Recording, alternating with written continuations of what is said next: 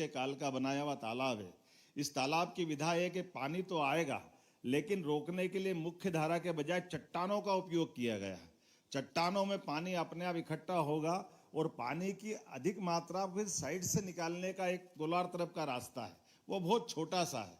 पानी का level maintain वही रहेगा, लेकिन कम खर्च में इतना बड़ा तालाब अगर बन जाए, और उससे बड़ी बात यह कि ये किसी भी हालत में फूटने की संभावना नहीं रहेगी, क्योंकि मुख्य धारा कभी रोकी नहीं गई। ये अपने आप में नवीन तकनीक का, राजा भोज के काल का 1000 साल का उदाहरण है, जो हमको यह एहसास कराता है कि नवीन तकनीक से बांध कैसे बनाए जा सकते हैं।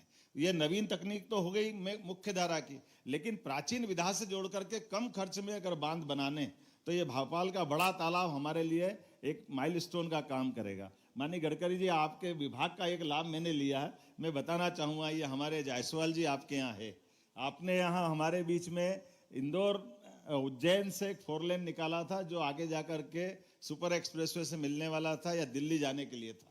हमारे यहाँ पुरानी सिक्कों की एक तकनीक है, सिक्कों का अपना एक शास्त्र है।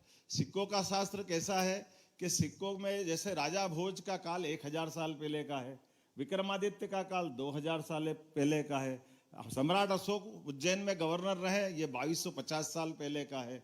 हमारे यहाँ ये ऐसी लंबी परंपरा में राजाओं ने अपने सिक्के निकाले।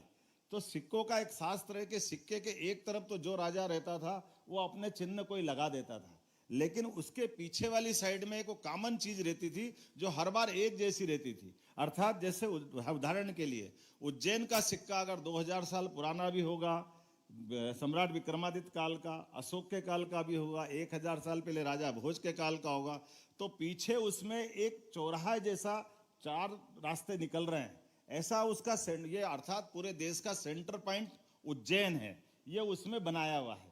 तो या उत्तर दक्षिण पूर्व पश्चिम कोई भी देश में कहीं जाएगा तो वो उससे ही उस मार्ग से गुजरेगा, वो मार्ग की पहचान जैसा एक उसमें चिन्ह बना हुआ है। उस चिन्ह के आधार पर चूंकि हमारे यहाँ उज्जैन से आगर होकर के झालावाड़ के रास्ते से दिल्ली का एक 4 लेन आपने मंजूर किया था। मैं जायसवाल जी के पास गया, ऑफिस में बैठा, मैंने कहा भाई आपने ये मार्ग मंजूर कर दिया, टेंडर भी कर दिया, लेकिन ये लंबा पड़ेगा, इसको छोटा करो, इसको उज्जैन से घुमाओ। तो आपने उज्जैन से कैसे घूमेगा? हमने कहा आप एयर डिस्टेंस निकालो। हमने एयर डिस्टेंस निकलवा करके उसकी जो लंबाई देखी तो वो लंबाई वाकई कम निकली। मैं आपको धन्यवाद देना चाहूंगा, जायसवाल जी ने प्रस्ताव बढ़ाया और आप तक मंजूर होकर के आया, बना बनाया हुआ टेंडर कैंसिल किया और नजदीक का रास्ता निकाला। तो ये जो नई तकनीक के साथ पुराने हमारे अनुभव भी है, कई सारी चीजों का जो लाभ जोड़ते हैं, ये मुझे लगता है कि सड़क की गुणवत्ता के साथ साथ इस प्रकार की भी आवश्यकता है जिससे हम अपने सरकार के दिए गए धनराशि का सदुपयोग भी करें, सही उपयोग भी करें, और वक्त के साथ हमारे यशस्वी प्रधानमंत्री और माननीय गडकरी जी के जो मूल भाव है, वाकई ये इसी प्रकार के। जैसे मैं अभी हमारे बीच में बात आ रही थी, हमारे चीफ सेक्रेटरी बता भी रहे थे कि हमारे पास सड़क, रेल मार्ग, हवाई मार्ग, इनको जोड़ करके यह भविष्य की दृष्टि से विस्तार की विकास की जरूरत है। जैसे मैं इस बात को समझ रहा था, हमने अपनी सरकार बनने के बाद संभाग में रीजनल इंडस्ट्री कॉन्क्लेव चालू किए कि केवल बड़े एक ही नगर इंदौर में रोजगार के लिए बड़े कारखाने बन जाए, इससे बात नहीं बनेगी। भौगोलिक रूप से मध्य प्रदेश बहुत बड़ा है, तो हमारे लिए संभाग केंद्र पर भी इंडस्ट्री कॉन्क्लेव करने की जरूरत है। तो वहां के आने जाने के मार्ग भी, लेकिन इनके साथ साथ भारत सरकार किस दिशा में आगे बढ़ रही है और उसका हम लाभ कैसे ले सकते हैं, उसको जोड़ते हुए हमारे अपने भविष्य के प्लान बनाने की जरूरत है। जैसे उदाहरण के लिए अभी तक हमारे पास इंदौर से बंबई जाने का मार्ग एक ही मार्ग था कि इंदौर से उज्जैन, उज्जैन से नागदा, नागदा से रतलाम के रास्ते से बंबई जाना रहता है। इसके अलावा बॉम्बे जाने का रास्ता नहीं, दिल्ली जाने का भी इसी प्रकार का था।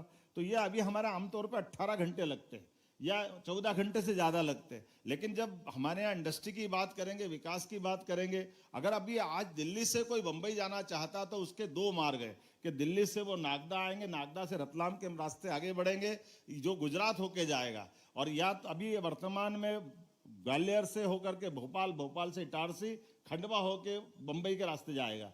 लेकिन जैसे ही हमारा नया रेल मार्ग जो मंजूर हुआ है, खंडवा से इंदौर की ब्रॉडगेज जो हो रही है, जो आपने 4 लेन निकाला है, जिसके माध्यम से एक रास्ता निकलेगा जिसमें 4 से 6 घंटे का हमारा सफर बचेगा और उतने ही किलोमीटर 100 से 200 किलोमीटर बचेंगे। लेकिन इंदौर मनमाड़ एक और नई रेल लाइन मंजूर हो गई, उससे तो और 3 घंटे कम होने वाले।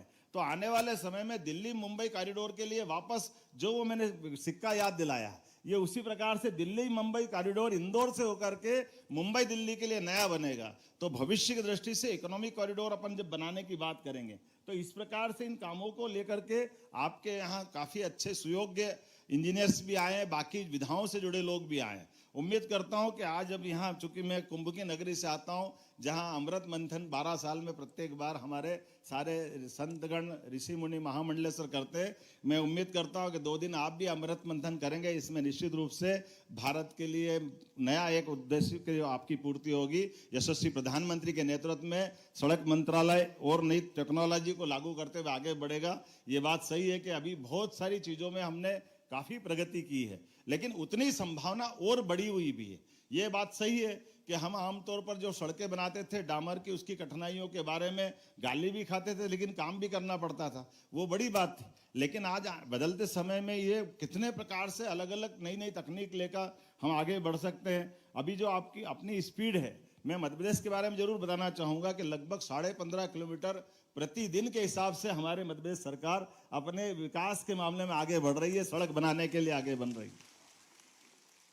और ये जो दूसरा आपका जो आइडिया, उस पर भी हम काम कर रहे हैं कि बना बनाए मार्ग को तो हम चौड़ा करें अपनी जगह, ठीक है, लेकिन ग्रीन फील्ड के माध्यम से एक नए रोड बनाएं, उनके आधार पर जो डेवलपमेंट की आपकी कल्पना है, इस कल्पना पे हमने काफी काम किया है। तो उम्मीद करेंगे कि आपका मार्गदर्शन मिलता रहेगा।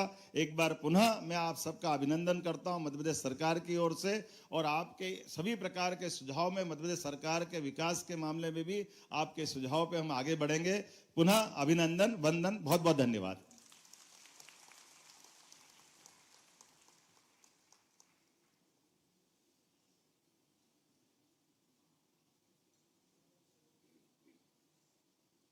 बहुत बहुत धन्यवाद माननीय मुख्यमंत्री महोदय। देवियों और सज्जनों, समारोह के मुख्य अतिथि परम आदरणीय केंद्रीय मंत्री सड़क परिवहन एवं राजमार्ग आदरणीय श्री नितिन गडकरी जी, हम सभी जानते हैं कि साधारण नेता नहीं, एक दूरदर्शी नेता हैं। दिवाली आ रही है, मिठाई मिलेगी, लेकिन हमारी तो होली दिवाली सब मन गई। जोरदार था अभिनंदन करो माननीय गडकरी जी का, जिनके आने के पहले हमारा कानपुर भोपाल एक्सप्रेसवे 4 लेन तो मंजूर किया लगभग 6,500 करोड़ से, और आप कह रहे 25,000 करोड़ की और नई सौगात देने वाले बहुत जल्दी। तो इससे अच्छी क्या बात हमारे लिए। तो ये वाकई ये सारे त्योहार एक दिन हो गए। एक बार फिर मैं आपके माध्यम से मध्य प्रदेश सरकार की ओर से उनका आभार भी मानता हूं, और उनका प्रेम स्नेह सदैव इसी प्रकार से मिलता रहे। बहुत बहुत धन्यवाद, जोरदार अभिनंदन माननीय गडकरी जी का। और अब मैं माननीय मंत्री जी से विनम्र आग्रह करती हूँ कि आज के इस अवसर पर अपने आशीर्वचनों से हमें अनुग्रहित करें। जोरदार तालियों के बीच स्वागत कीजिए परम आदरणीय श्री नितिन गडकरी जी।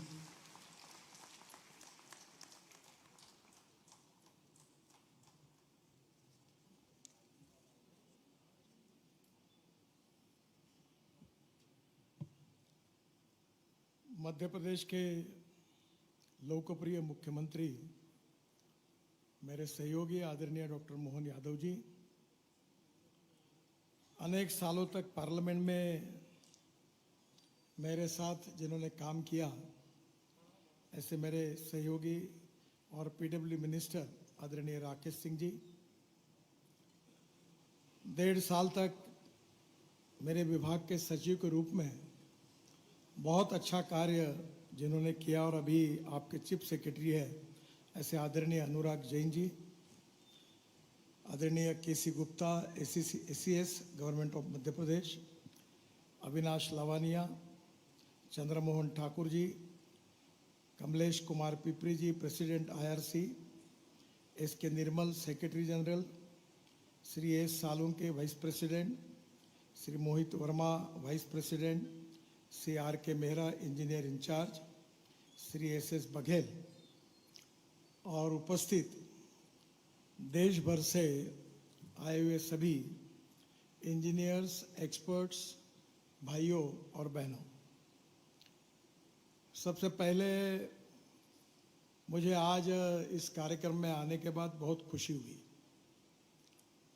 खुशी इस बात की हुई कि रोड कंस्ट्रक्शन और ब्रिज कंस्ट्रक्शन में जो क्वालिटी है और जो नई नई टेक्नोलॉजी है और उसके बारे में एग्जीक्यूशन करते समय अपने विचार मंथन से क्या सुधार करना चाहिए, कौन सी नई टेक्निक अपनानी चाहिए, इसके लिए आईआरसी ने जो इनिशिएटिव लिया है और आप सब लोग इसमें शरीक हुए हैं, ये निश्चित रूप से बहुत बहुत आनंद और अभिनंदन का विषय है।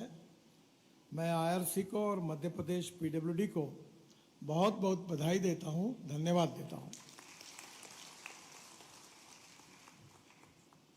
हमारी कोशिश यही है कि क्वालिटी ऑफ कंस्ट्रक्शन को इम्प्रूव करें और कॉस्ट ऑफ कंस्ट्रक्शन को कम करें। हमारे देश में इंफ्रास्ट्रक्चर का महत्व आप सब लोग जानते हैं।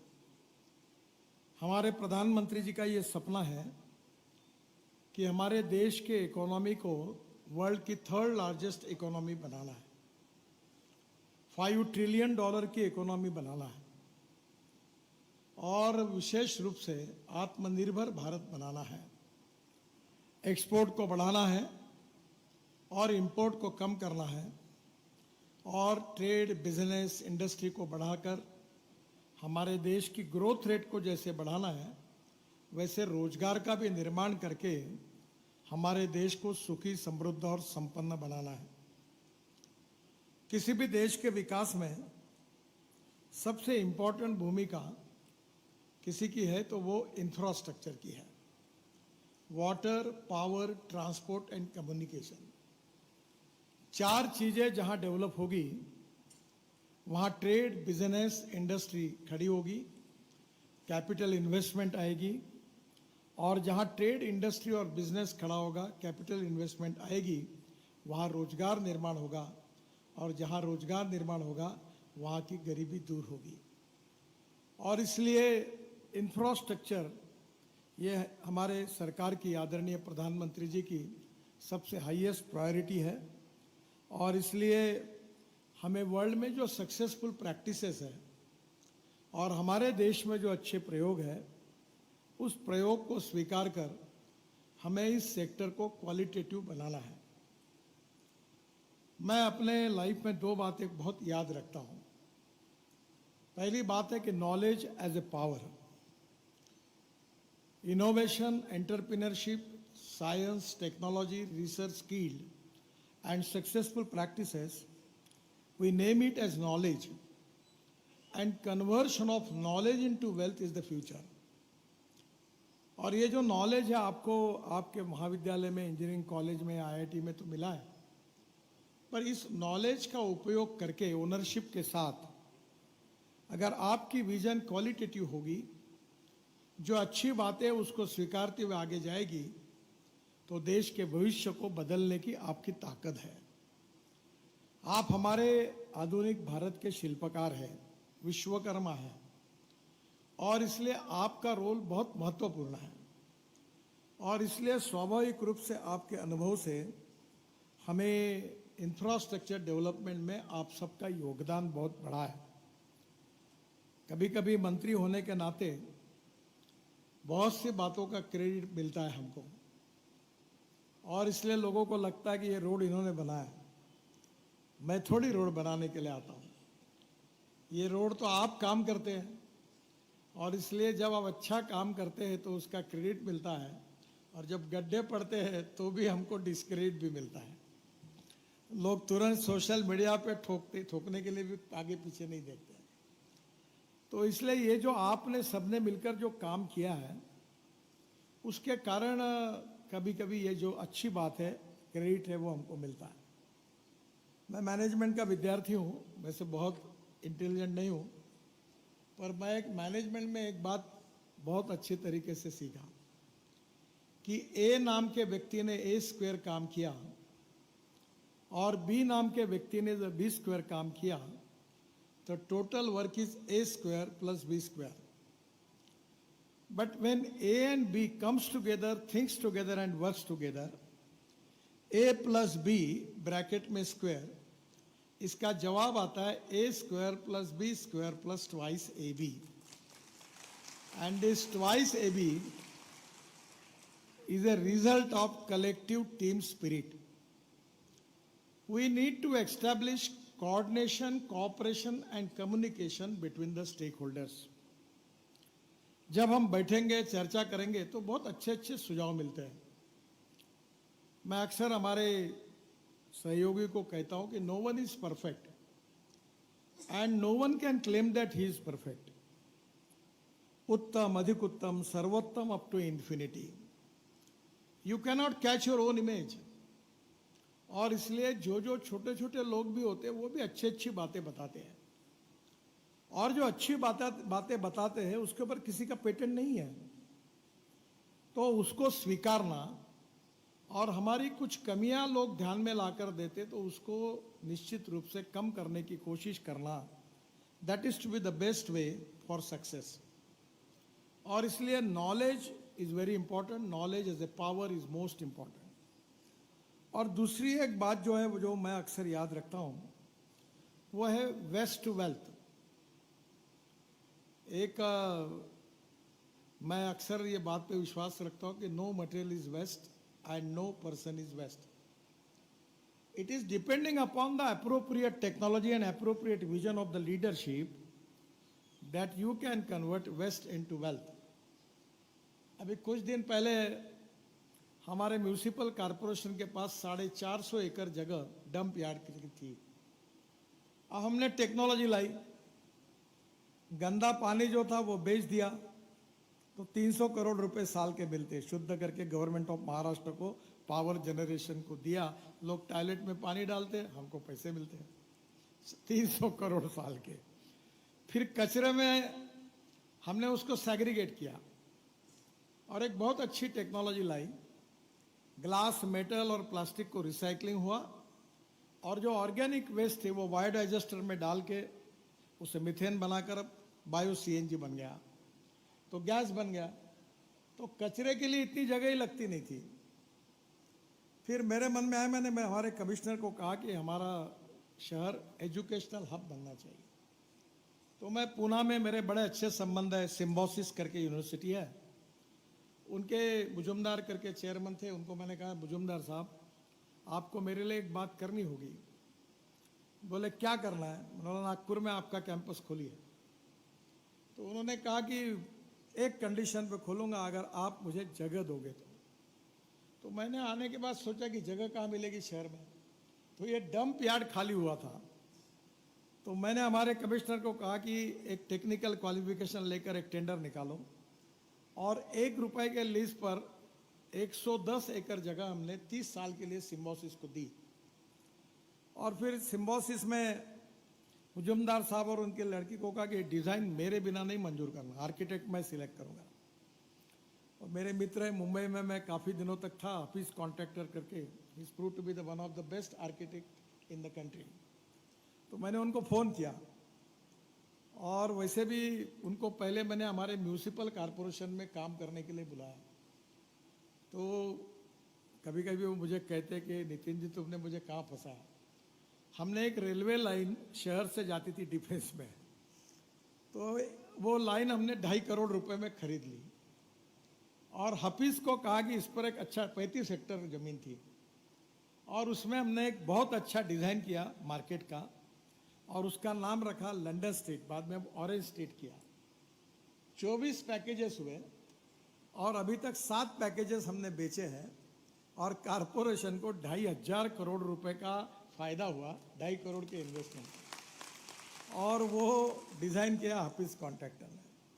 और वो कारपोरेशन में काम करते करते इतना तंग हो गया कि बहुत बार मेरे पास आया कि बोले मुझे ज़रा आप यहाँ से छुट्टी दो. बोला नहीं. मैंने बोला आप दुनिया में काम करते हो, अमेरिका में काम करते हो, इंग्लैंड में काम करते हो, दुबई में करते हो, जरा कारपोरेशन में भी काम का अनुभव लो. अगर यहाँ तुम फिट हो गए तो दुनिया के कहीं भी काम के लिए आप फिट हो जाएंगे. अभी 7 पैकेजेस हो गए पूरे. तो उनको मैंने कहा कि यूनिवर्सिटी का डिजाइन करो. यूनिवर्सिटी आई, 450 करोड़ का कॉम्प्लेक्स बना. It is suppose to be one of the best complex in the country. अब 15,000 लड़के पढ़ रहे हैं और जितने पढ़े उतने फॉरेन में चले गए. बहुत लोगों को रोजगार अच्छा देश में मिला और बहुत से फॉरेन में चले गए. फिर मैंने हमारे मुख्यमंत्री थे देवेंद्र जी, उनको कहा कि अब अपने यहाँ नरसिंह मुंजी आनी चाहिए। तो फिर वो अमरीश भाई जो हमारे नरसिंह मुंजी के प्रमुख है, वो बोले मुझे जगह दो। फिर कचरे वाली जगह निकाली, फिर 50 एकड़ उनको दी, और परसों उनका भी भूमि पूजन हो गया। और वो केजी टू पीजी करीब 850 करोड़ की इन्वेस्टमेंट कर रहे हैं, और नागपुर में दोनों इंस्टीट्यूशन आ गई, और इसलिए हमारे यहाँ एजुकेशन की फैसिलिटी बहुत अच्छी हो गई। तो मैंने कहा ये वेस्ट टू वेल्थ नहीं है, ये वेस्ट टू नॉलेज है, क्योंकि कचरे के डंप यार्ड के ऊपर उसका उपयोग हुआ। तो मुझे लगता है कि आपके यहाँ भी कचरे के तो हो गई। अनुराग जी अब हमारे यहाँ से आए, उन्होंने 3 बातें उनकी विशेषता है। एक जो गति शक्ति करके ये जो योजना बनी, जिसके कारण कोऑर्डिनेशन हो, सरकार में साइलोज में काम करती है, एक दूसरे से कोई बात नहीं करता, क्योंकि हमारे रूल्स ऑफ बिजनेस में लिखा है कि एक अधिकारी ने दूसरे से बात नहीं करना, चर्चा नहीं करना और सुनना नहीं, तो कोई बात नहीं करता। तो पहला आया कि रेलवे अलग ब्रिज बना रहा है, हम अलग बना रहे हैं, और रोड, तीसरा कोई और चौथा कर रहा है। तो फिर प्रधानमंत्री जी बोलते थे बार बार ये साइलोज में चलता है। तो अनुराग जी का कंट्रीब्यूशन है देश के लिए कि उन्होंने गति शक्ति, ये जो प्लेटफॉर्म खड़ा किया, अब इसके कारण हम तो सब समझ जाता है। और जो उन्होंने उनके भाषण में कहा, आप जिस स्टेट से आए हो, ये गति शक्ति को, इस सॉफ्टवेयर को ले जाकर आप इसकी शुरुआत करिए। इतनी बड़ी बड़ी मिस्टेक है कि मैं अभी दिल्ली बेंगलोर से चेन्नई एक्सप्रेस हाईवे हेलीकॉप्टर से देख रहा था, तो 3 बड़े बड़े टावर रोड में आए, और उसको उठाने के लिए 300-400 करोड़ खर्चा कर रहे हैं। तो मेरे साथ वो भी मध्य प्रदेश के थे, अच्छे अधिकारी थे, पांडे करके, सागर के, रिटायर्ड हुए, भी मेंबर है NHI।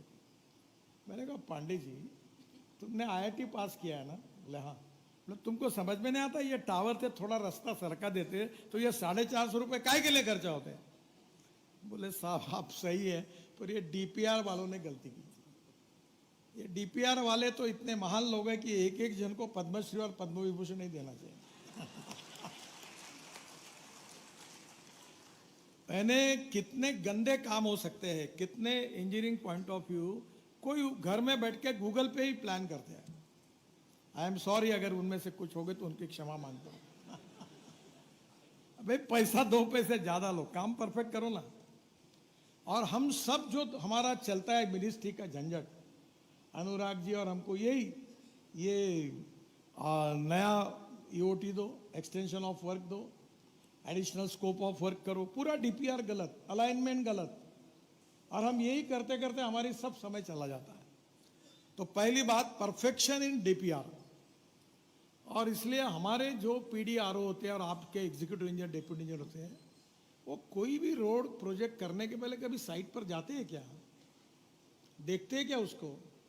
कहाँ मंदिर आ रही, कहाँ मस्जिद आ रही, पूरा रोड बना दे और मस्जिद और मंदिर के सामने काम बंद कर देते, और फिर हमारे पास आते, साहब इसको कैसे निकालना? अरे भाई पहले ध्यान में आता तो रोड बाजू से ले जाते थे। इसका कारण वो गूगल पे बैठ कर तय होता है। तो पहली बात यह है कि ओनरशिप चाहिए। तो मैं आपसे अनुरोध करूंगा कि ये जो हमारा DPR जो है, डिटेल प्रोजेक्ट रिपोर्ट, मैं आदरणीय मुख्यमंत्री और हमारे PWD मिनिस्टर को कहूँगा कि आपके पास IIT भी होंगी, इंजीनियरिंग कॉलेज भी होंगे, इनके सिविल इंजीनियरिंग डिपार्टमेंट 5-10 लाख रुपए बच्चे को भी अनुभव मिलेगा। उनको बोलो कि ये DPR चेक करो, और आपको ये DPR अगर चेक होगा तो बहुत सी गलतियां ध्यान में आ जाएगी, जिसके कारण फ्यूचर के प्रॉब्लम नहीं आएंगे। तो पहली बात तो एक स्वाभाविक है, और दूसरे फिर अथॉरिटी इंजीनियर है। अभी हमने काफ़ी सुधार किया है उसमें। ये इनको इंडिपेंडेंट इंजीनियर कहते हैं। मैंने कहा पहले इनका नाम बदलो, ये डिपेंडेंट इंजीनियर रखो। कोई तो भी 70 साल का, 75 साल का रिटायर्ड आदमी, वही DPR बनाने वाली भी कंपनियां उनकी है। बाकी भी मैं तो बोला अभी ऑफिशियल करो, जितने गवर्नमेंट सर्वेंट है उनको DPR बनाने के लिए और प्रोत्साहित करो लगे तो, क्योंकि उनके नॉलेज का और एक्सपीरियंस का उपयोग होगा। अब ये जो इंडिपेंडेंट इंजीनियर है, अब उसके लिए भी हमने काफ़ी चेंजेस किए। जब अनुराग जी थे, अब उनको जिम्मेदार पकड़ा, और इसलिए ये ग्राउंड लेवल पर ये 2-3 बातें जब तक नहीं हो पाएगी तब तक मुझे लगता है कि हमारा परफेक्शन नहीं होगा। आज हमारे देश का रोड नेटवर्क 63 लाख किलोमीटर है। We are the second largest in the world. और मुझे बड़ी खुशी हुई क्योंकि अभी सुंदरलाल पटवा जी जब मंत्री थे और मैं मुंबई में मंत्री था, तो सुंदरलाल पटवा जी ग्रामीण विकास मंत्री थे और मेरे पीछे मुंबई में मेरे घर पे ही उतरते थे। मेरे उनके पारिवारिक संबंध बहुत घनिष्ठ थे। तो एक दिन मुझे कहा, नितिन, अटल जी को मिलने के लिए तुमको दिल्ली आना है।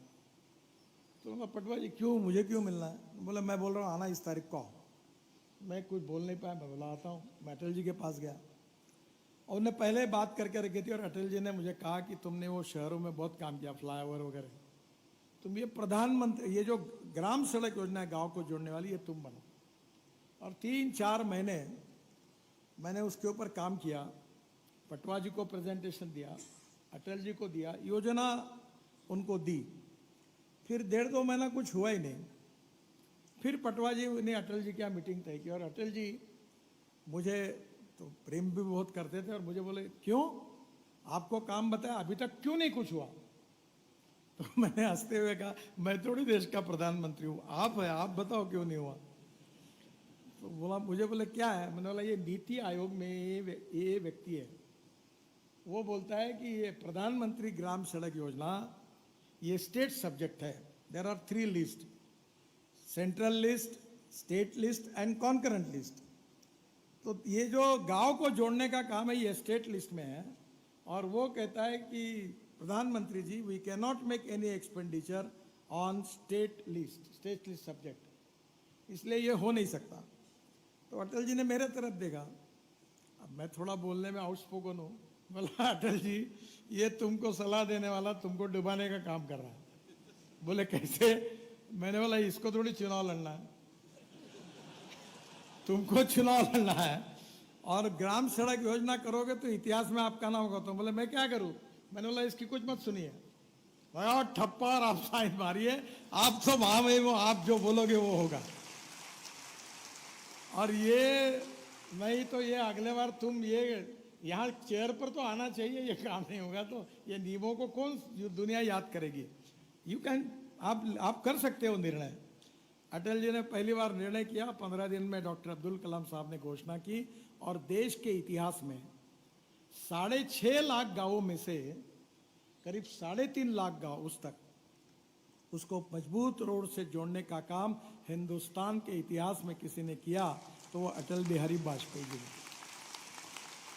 और इस योजना की शुरुआत अगर किसी ने की तो मध्य प्रदेश के पूर्व मुख्यमंत्री और उस समय ग्रामीण विकास मंत्री सुंदरलाल पटवा जी ने की। ये इतिहास है और मेरा सौभाग्य है कि वो योजना बनाने के लिए मुझे मौका मिला। अब आपको ये ग्रामीण रोड से लेकर, डिस्ट्रिक्ट रोड से लेकर, स्टेट हाईवे से लेकर नेशनल हाईवे तक ये बिल्कुल हो सकता है। अभी मैं, मेरे कॉन्स्टिट्यूंसी में अनधिकृत लेआउट्स हैं, मैं, अनुराग जी को पता है, आप एक बार आइए तो मैं आपको, तो मुझे रास्ते बनाने हैं। अब एक रास्ता रोड, ये जो अनधिकृत लेआउट झोपड़पट्टी में बनाना, सरकार बोलते ये अनधिकृत है, पैसे नहीं है। अब मेरे को चुनाव लड़ना है तो उनके वोट नहीं मिलेंगे तो मैं कैसे जीतूंगा? तो फिर मैं सोचा और फिर मैंने एक एक्सपर्ट की मीटिंग बुलाई और मैंने कहा, मुझे 25 लाख रुपए किलोमीटर के अंदर रोड 10 साल टिकेगा, ऐसा रोड बन सकता है क्या? तो मैं सब साइंटिस्ट को उन्होंने बोला बन सकता है। तो मैं मिट्टी में 20% फ्लैश और उसने कहा सतना जो है तुम्हारे यहाँ, वहाँ का चूना 4%, वो डालकर उसको सॉइल स्टेबलाइज करके फिर उसमें बाद में अगर हम रोलर घुमाएंगे तो रोड 5 साल टिकेगा। एक ने प्रपोजल दिया। दूसरे ने दिया कि ये जो स्टील स्लैग है जो हम रोड में यूज करते हैं उसको बारीक करके, वो भी मिलती है आजकल, वो वेस्ट मटेरियल है, उससे सीमेंट में ऐड होती है, स्लैग सीमेंट, और वो अगर हमने उसमें डाल दी तो अब मैंने उसकी योजना बनाई और पहला पायलट प्रोजेक्ट का रोड बना, अभी टेस्टिंग होगा। तो 25 लाख रुपए किलोमीटर जब प्रधानमंत्री ग्राम सड़क योजना बनाई उसमें भी विशेष रूप से ये जो सॉफ्टवेयर डेवलप किया गया था कि डिज़ाइन कैसे बनाओ। अभी अनुराग जी थे तभी हमारे यहाँ सर्कुलर निकला है कि देखिए ये डांबर रोड बनाने में बहुत लोगों की खुशी है। हर साल रोड बनता है और हर साल गड्ढे पड़ते हैं और हर साल नया रोड बनता है, इसमें कुछ लोगों को बड़ा आनंद आता है। अब यह आनंद अगर खत्म करना है तो हमने अभी इसके ऊपर एक अल्ट्राटेक का व्हाइट टॉपिंग कंक्रीट लाया है और वो आप व्हाइट टॉपिंग करा दो 25 साल कुछ नहीं होगा। मैंने हमारे शहर में पूरा शहर कंक्रीट रोड में कन्वर्ट कर दिया क्योंकि ब्लैक कॉटन सॉइल है, गड्ढी नहीं है। और आप अगर ये टेक्नोलॉजी लेंगे, वैसे मुझे बता रहे थे अभी पीडब्ल्यू मिनिस्टर राकेश जी कि उन्होंने इसको स्वीकार किया है, तो ये बिटुमिन रोड और पानी की दुश्मनी है। और हमारे यहाँ ड्रेनेज सिस्टम इतनी अच्छी नहीं है और पानी जब गिरता है तो उसके कारण बड़े प्रमाण पर ये रोड खराब हो जाते हैं। तो ये अल्ट्राटेक का जो है ये रोड कैसे, इसके लिए भी आप लोग ज़रूर विचार करिए। जहाँ तक हम रोड बना रहे हैं उसकी हमारे राज्य के देश के विकास में इसकी बहुत महत्वपूर्ण भूमिका है। सबसे इम्पॉर्टेंट चीज़ ये है कि हमारी लॉजिस्टिक कॉस्ट 14% है, चाइना की 8% है। परसों मैं अमेरिकन चैम्बर ऑफ कॉमर्स में गया था, वहाँ के बड़े बड़े सीईओ आए थे, उनकी भी 12% है। और हमारे देश में ये लॉजिस्टिक कॉस्ट कम करने का सबसे बड़ा आवश्यकता है कि रेलवे की, वाटरवेज की और हाईवेज की इफिशिएंसी बढ़ानी होगी कम पैसे में। अभी आज मैं आ रहा था, वैसे बहुत दिन जब आता हूँ हवाई जहाज एयरपोर्ट पे उतरता हूँ, बहुत सुंदर है भोपाल, ये लेक बहुत सुंदर है। तो मैं एक बार आया तब शिवराज जी को बताया कि ऊपर से रोपवे बना दो और भोपाल को जोड़ दो, तो ऊपर के ऊपर लोग पानी के ऊपर से चले जाएंगे। फिर दूसरी बार मैंने आया तब उनको कहा अगर थोड़े पैसे खर्चा कर सकते हो तो पानी के अंदर इमेंस टनल बना दो ताकि चेर चार से वहाँ से निकल जाएंगे। आज मेरे मन में आइडिया आई, 15-20 करोड़ की है, पूरा भोपाल बदल जाएगा।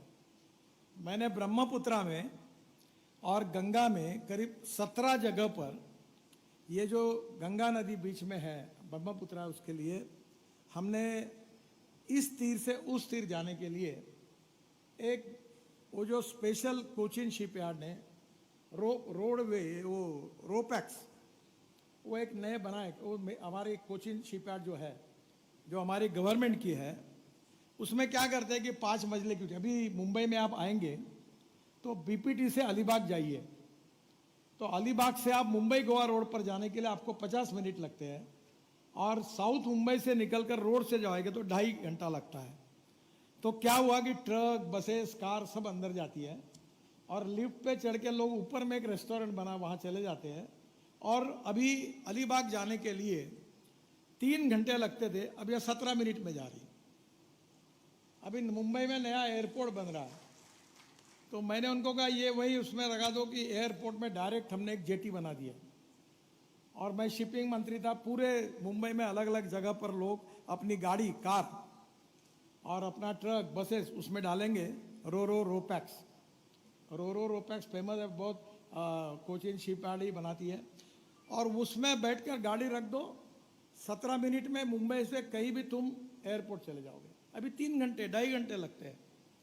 तो मुझे मालूम नहीं है, भोपाल में आप एक बार लाओ और ये रोपैक्स लगा दो, अपनी गाड़ी, स्कूटर सब लगेंगी। वहाँ छोटा सा धक्का बनाना पड़ेगा और इधर से उधर पानी पे गाड़ी रखी, उतर गया, चला गया, तो आपका सस्ते में काम हो जाएगा। ये टेक्नोलॉजी में जो इनोवेशंस है, जैसे गंगा के ऊपर, ब्रह्मपुत्रा के ऊपर, ये निकलकर ब्रिज एकदम दूर है तो 135-200 किलोमीटर घूम के आना पड़ता था, अब डायरेक्ट ये रोपैक्स के कारण लोग जा रहे हैं। तो ये जो नई नई टेक्नोलॉजी और इनोवेशंस है ये, और अभी आपको तो 2 दिन पहले मैं गया था, आपका भेल भोपाल में है ना, वो उनका मिथेनॉल की कॉन्फ्रेंस का उद्घाटन मैंने किया, जनरल मानकेशा ऑडिटोरियम जो है उधर हमारे डिफेंस का, वहाँ।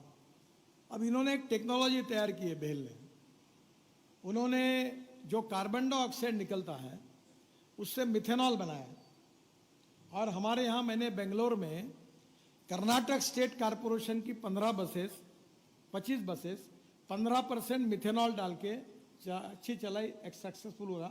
अशोक लेलैंड ने ट्रक और बसेस लॉन्च की है और अब मरीन इंजन मिथेनॉल के बन रहे हैं। तो मेरा आपसे एक सुझाव, मिथेनॉल का रेट है 22 रुपये लीटर और डीजल का है 120 रुपये लीटर। और अभी इन्होंने ये जो टेक्नोलॉजी तैयार की, जनरेटर सेट अशोक लेलैंड और किर्लोस्कर के भी मार्केट में आ गए। तो जहां आप जनरेटर सेट यूज करते हैं कंस्ट्रक्शन में, वहां इलेक्ट्रिक मशीनरी वो भी आ रही है। पूरे आपके जितने जनरेटर्स है वो अगर मिथेनॉल पे जाएंगे तो आप रोड को 1000 करोड़ के रोड में कम से कम 40 करोड़ की कॉस्ट कम कर लोगे। हम डीजल 100 करोड़ का रुपए का लगता है। तो पहली बात तो ऐसी है कि हम कॉस्ट ऑफ कंस्ट्रक्शन को कम कैसे करें। तो डीजल और पेट्रोल के बजाय electric, ethanol, methanol, bio LNG, CNG, electric, इसका उपयोग करेंगे, फायदा होगा। अभी आपके यहाँ मैंने बजाज की स्कूटर लॉन्च की थी 2 महीने पहले पूना में, 2 व्हीलर, वो थी बायो सीएनजी के ऊपर। अब सीएनजी बनता है परली से। हमारे यहाँ 400 प्रोजेक्ट शुरू है, 70 एक पूरे हो गए। मैं भी 10 टन सीएनजी बना रहा हूँ। वो सीएनजी में स्कूटर में डालने से एक किलोमीटर पेट्रोल की स्कूटर और मोटरसाइकिल का खर्चा 2 रुपये 25 पैसे आता है और सीएनजी का खर्चा 1 रुपये आता है। तो आप समझ लीजिए कि आपकी बचत कितनी होगी। ये पेट्रोल डीजल की कार दिखने वाली नहीं है अभी। मैं तो, मेरा कैंपेन है इसके खिलाफ चलता है कि इस देश में 22 लाख करोड़ रुपए का फॉसिल फ्यूल इंपोर्ट होता है और हमारे देश के हेल्थ प्रॉब्लम की सबसे बड़ी समस्या पोल्यूशन है। और ये ग्रीन फ्यूल हमारे इथेनॉल, बाद में बायो सीएनजी, ये अभी हम बिटुमिन भी बना रहे हैं। मैं परसों हमारे यहाँ मीटिंग हुई, सभी मैन्युफैक्चरर आए थे, इंडियन ऑयल के चेयरमैन थे। मैंने उनको एक काम दिया कि हमारे देश को 90 लाख टन बिटुमिन लगता है और हमारे देश की रिफाइनरी की कैपेसिटी केवल 50 लाख टन है मैक्सिमम। तो 40 से 50 लाख टन इंपोर्ट होता है। तो मैंने इंडियन ऑयल और बाकी सब रिफाइनरी को बोला कि आप क्या प्रयोग करो, आप ही करो कि 7% प्लास्टिक आप बिटुमिन में डालो और जो यूज टायर है दुनिया भर के वो देश में लाओ, उसकी रबर की पाउडर निकालो, 20 रुपए किलो मिलेगी, वो 15% डालो। और अभी जो परली से राइस स्ट्रॉ बन रहा है, परली से ये जो इथेनॉल बन रहा है, उसमें से लिग्नन करके 35% मटेरियल निकलता है और उसका भाव भी 10-15 रुपए किलो है। 35% लिग्नन। सेंट्रल रिसर्च रोड ऑर्गेनाइजेशन ने ये अभी टेक्नोलॉजी का पेटेंट लिया है, इनको मालूम है, उसका जरा सबको जानकारी दीजिए। तो 35% लिग्नट, 15% रबर की पाउडर और 7% प्लास्टिक वेस्ट अगर बिटुमिन में डाल दिया तो बिटुमिन का 50 रुपए का रेट 35 रुपए पे आएगा रेट। तो आपका बिटुमिन सस्ता हो जाएगा और क्वालिटी इंप्रूव हो जाएगी। और वही अभी स्टैंडर्ड का बिटुमिन मैंने कहा आप ही तैयार करो और ये वेस्ट टू वेल्थ हो जाएगा। पूरा प्लास्टिक जो पड़ा हुआ है वो ऑयल कंपनियां खरीद लेगी, वेस्ट प्लास्टिक। रबर टायर है उसका भी यूज हो जाएगा। तो ये जो न्यू टेक्नोलॉजी है उसके एक्सपेरिमेंट करने होंगे और जो एक्सपेरिमेंट करने के बाद शायद ये भी हो सकता है कि कुछ एक्सपेरिमेंट सक्सेसफुल होंगे, कुछ नहीं होंगे। अभी मैं बहुत दिनों से 4-5-6 साल से प्रयास कर रहा था और इंडियन ऑयल के पीछे लगा कि ये परली जलती है पंजाब हरियाणा में और दिल्ली में प्रदूषण होता है।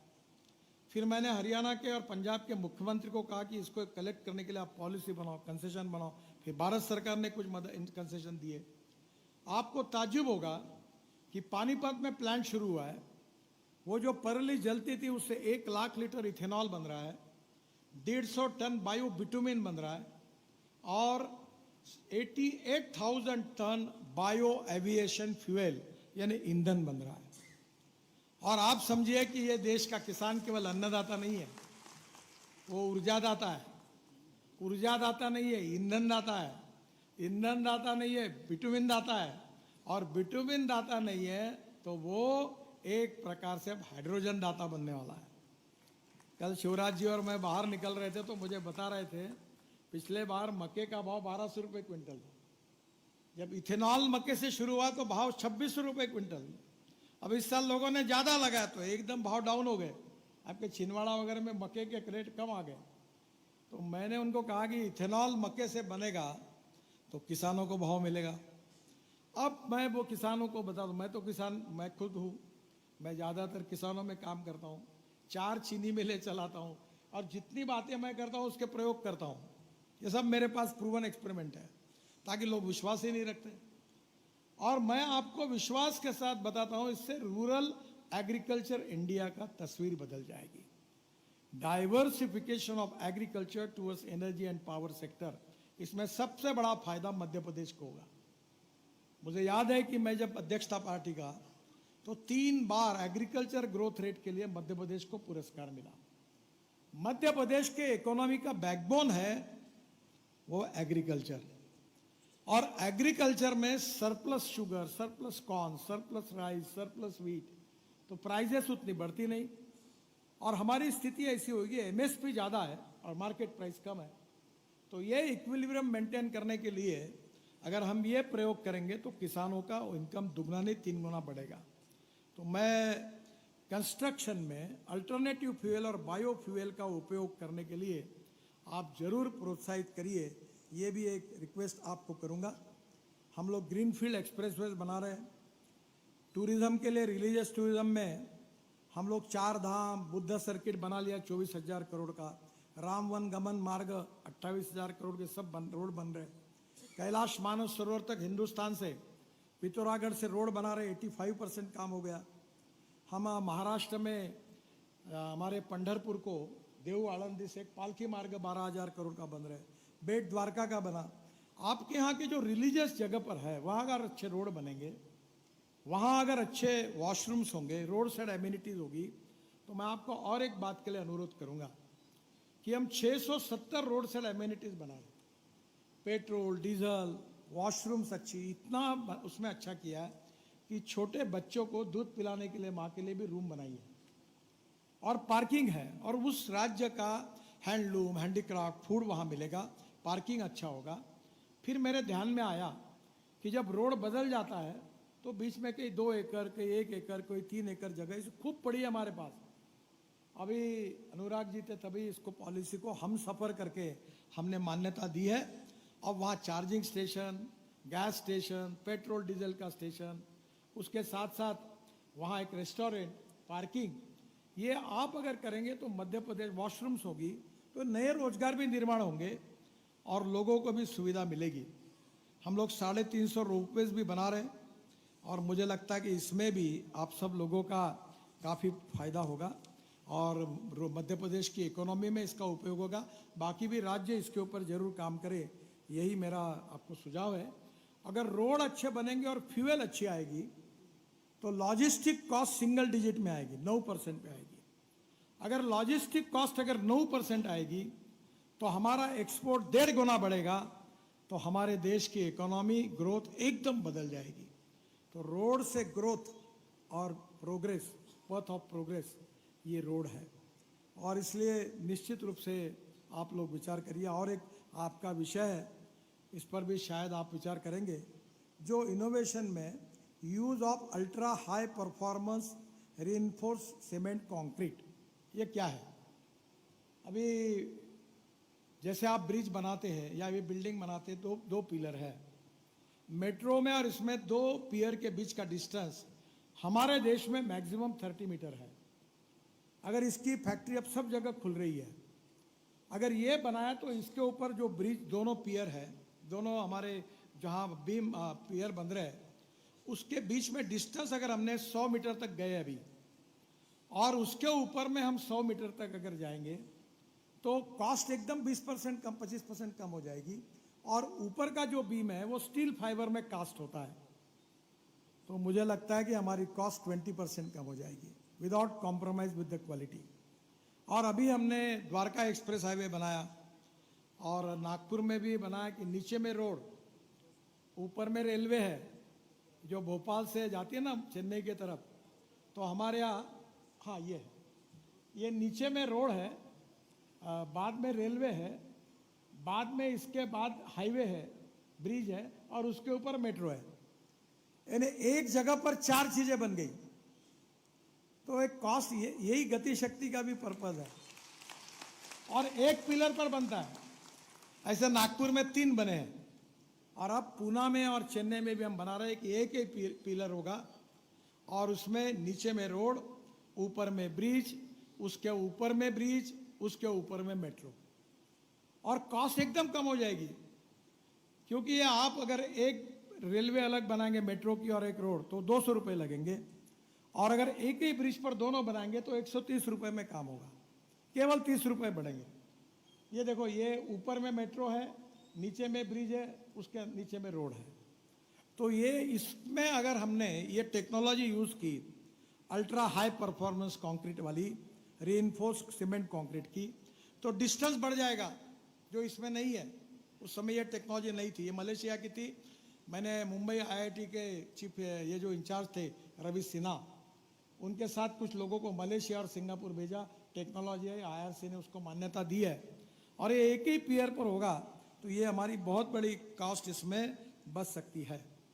एक मेरे को आपको रिक्वेस्ट करनी है कि रोड के लिए एग्रीगेट नहीं मिलता, तो 2 चीजें आप करिए कि जिन शहरों में जितना कचरा है, ये स्वच्छ भारत अभियान, जितना कचरा है उसको सेग्रीगेट करिए और रोड में डाल दीजिए। अभी तक हमने 80 लाख टन कचरा डाला है। दिल्ली में गाजीपुर करके माउंटेन है, उसकी हाइट 7 मीटर कम हो गई दिल्ली मुंबई हाईवे में, और UR2 में, चंडीगढ़ में, बाद में हमने अहमदाबाद डोलोरो में कचरा डाल दिया। पूरे मध्य प्रदेश के नगर परिषद और म्यूनिसिपल कॉर्पोरेशन और पूरे देश में जो कचरा है उसको उठाइए, सेग्रीगेट करिए और रोड में डालिए।